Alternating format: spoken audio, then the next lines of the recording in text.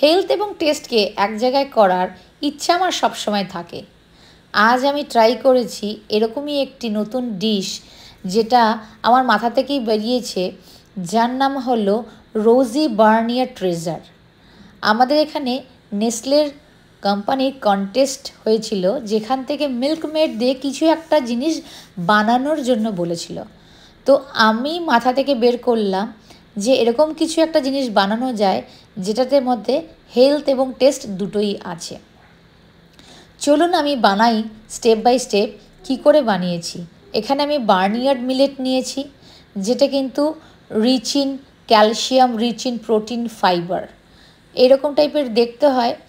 এটার মধ্যে কিন্তু রাইসের পরিবর্তে যদি আমরা মিলেটটা ব্যবহার করি, এটা কিন্তু একটা হেলদি অপশান হয়ে যাবে।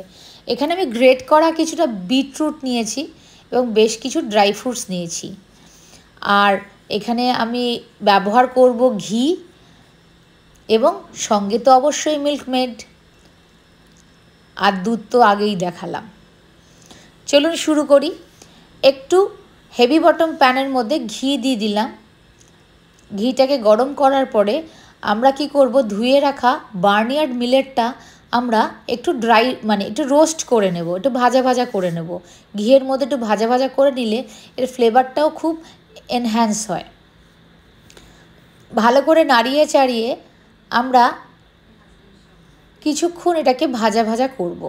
অ্যাটলিস্ট 3 থেকে 4 মিনিট মতন, 2-3 মিনিট মতন যদি আমরা ভাজা ভাজা করি, তার কিন্তু একটা সুন্দর ফ্লেভারও আসবে। যাতে লেগে না যায়, কনস্ট্যান্ট আমরা নাড়িয়ে নাড়িয়ে সেটাকে রোস্ট করব।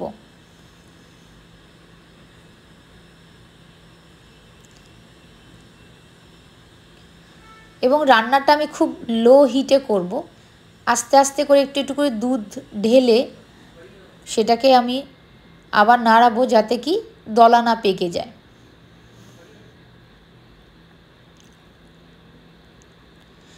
যখন এটা লো হিটে রান্নাটা হবে, এর নিউট্রিশন ভ্যালু কিন্তু অনেক এনরিচ করবে। যেরকম বার্নিয়ার্ড মিলেটের মধ্যে আমাদের রয়েছে হাই পরিমাণে ক্যালসিয়াম, ফাইবার, ভিটামিন, মিনারেলস এবং কিন্তু প্রোটিন।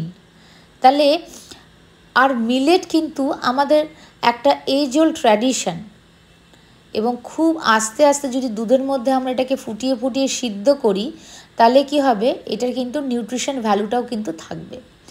যতক্ষণে ওটা ঘন হচ্ছে বা সিদ্ধ হচ্ছে, আলাদা একটা কড়াইয়ের মধ্যে আমি একটুখানি অল্প করে ঘি নিলাম। সেখানে আমার চপ করে রাখা ড্রাই ফ্রুটসগুলোকে আমি আস্তে করে ড্রাই রোস্ট করলাম। ড্রাই রোস্ট করে নেব ভালো করে, যাতে কি এর ব্যাপারটা বেরিয়ে যায়। তবে বাটির মধ্যে তুলে রাখি। সেই সেম প্যানের মধ্যেই আমি কি করব, আরেকটুখানি হালকা করে ঘি অ্যাড করে আমার যে গ্রেট করে রাখা যে বিটগুলোকে, সেটা কিন্তু একটু ভাজা ভাজা করে নেব, যাতে কি তার গন্ধটা বেরিয়ে যায়। আমরা চাইলে কিন্তু আটটু বিটও দিতে পারি, কিন্তু যেহেতু আমি কন্টেস্টের জন্য করছি, তো আমি মোটামুটি অল্পই দিলাম। কিন্তু এটা কিন্তু আরেকটু দিলেও কিন্তু কোনো অসুবিধা হয় না, বা আপনারা চাইলে কিন্তু পিউরিও বানাতে পারেন। এখানে আমার ঘন হয়ে গেছে, আমি চেক করছি যাতে তলায় না লেগে যায়। আর ওটা কিন্তু সিদ্ধ হয়ে গেছে, খুব তাড়াতাড়ি সিদ্ধ হয়। আর এটা কিন্তু আমাদের পশ্চিমবঙ্গে অনেকে সামা চাল হিসেবেও ব্যবহার করে, খুব ছোট ছোট দানা। এবার একে একে আমরা কি করব, ড্রাই ফ্রুটসগুলোকে অ্যাড করে দেব। বেশ আস্তে আস্তে স্লো কুকিং রান্নাটা হয়েছে এবং ঘন হয়ে এসছে। এবং একটুখানি এলাচের কয়েকটা পড দিয়ে দেবো, থেতো করা এলাচের পড। এবার তার সঙ্গে আজকের যে স্টার ইনগ্রিডিয়েন্টস, আমরা মিল্কমেডটা অ্যাড করে দেবো। মিল্কমেডটা কি হয়, এর একটা ক্রিমি টেক্সচারটা এর ডিশটাকে একটু এনহ্যান্স করে। আমরা এটাকে হেলদি বানানোর জন্য গুড় দিয়ে, চিনি দিয়ে, মিছরি দিয়েও করতে পারি। ঠিক আছে, যে কোনো অপশানও ব্যবহার করতে পারি। বা যারা আমরা গুড় চিনি খাই না, তারা কিন্তু আমরা ডেটসকে পিউরি বানিয়েও কিন্তু এখানে ব্যবহার করতে পারি, বা কিছু ডেটসকে কুচি কুচি করেও কিন্তু আমরা ব্যবহার করতে পারি। কিন্তু এখানে আমরা আজকে যেহেতু আমরা নেসলের কম্পিটিশনের জন্য ডিশটাকে বানাচ্ছি, সেই জন্য কিন্তু আমি আজকে পুরোপুরি নেসলের মিল্কমেডটাকে এখানে ব্যবহার করেছি। বিটটা দেওয়াতে একটা একটা পিঙ্কিশ কালার চলে আসলো এবং এবার কিন্তু আমরা ওটাকে ভালো করে ফোটাবো। ভালো করে ফোটালে বাইন্ডিংটা খুব সুন্দর হয়। এইখানেই কিন্তু আমাদের খুব ধরে ধরে ধরে ধরে নাড়াতে হবে, কারণ কি না হলে তলায় লেগে যাওয়ার একটা চান্সেস থাকে। একটু বিট ছিল সেটাও অ্যাড করে দিলাম। যে দেখুন একটু পাতলা মতন হয়ে গেছে, কিন্তু নাড়াতে নাড়াতে ওটা কিন্তু আবার জিনিসটা ঘন হয়ে যাবে। আর খেতে এত টেস্টি হয়েছিল, পুরো যেন মনে হচ্ছে একটা ক্ষীর খাওয়া হচ্ছে, ক্ষীর। এবং সেই ক্ষীরটা কিন্তু একটা অসম্ভব হেলদি ভার্সন। আর এই বার্নিয়ার্ড মিলেটের কিন্তু আমরা যেরকম সুইট ডিশ বানালাম, তেমনি কিন্তু আমরা ঝাল বা খিচুড়িও কিন্তু বানাতে পারি, সেটাও কিন্তু খুব হেলদি হয়। আমাদের বানানো কমপ্লিট, খুব তাড়াতাড়ি হয়ে যায়। আমরা এখানে প্লেটিং করছি ঠান্ডা করার জন্য। হ্যাঁ, আমরা যাব কন্টেস্টে, সেই জন্য এটার উপর আমরা গার্নিশিং করব একটু বিট কুচি দিয়ে, একটু রোজ পেটেল দিয়ে, একটু পিস্তাচু দিয়ে, এগুলো দিয়ে। তার আগে এটাকে আমরা একটুখানি ফ্রিজে রেখে সেট করে নেব। এটা কিন্তু গরম গরমও কিন্তু খাওয়া যায়, আবার কিন্তু গরমকালে কিন্তু ঠান্ডা ঠান্ডাও খাওয়া যায়।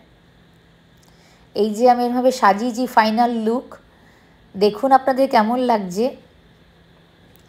অনেক মানুষেরা এসেছিল তাদের বিভিন্ন রকমের রেসিপি নিয়ে, এবং আমারও খুব ভালো লাগছিল এখানে আসতে পেরে, ভীষণ ভালো লাগছিল। আমার পাশে যে ছিল সে ছিল আমার এইখানে নিয়ে আসা ইন্সপিরেশান, আমার ছোট্ট বোন স্বাগতা। ওই কিন্তু আমাকে বলল, তুমি তোমার কিছু একটা প্রেজেন্ট করো না, তোমার একটা থিঙ্কিং প্রেজেন্ট করো না। কত মানুষ তো আসছে নিজের থিঙ্কিং নিয়ে।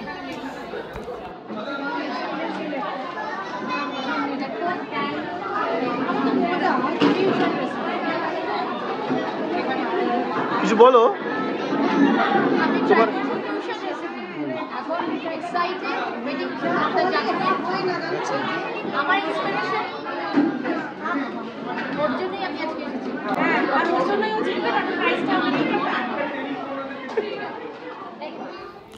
পুরো ব্যাপারটা আপনাদের কেমন লাগলো অবশ্যই কমেন্ট করে জানাবেন। Thank you.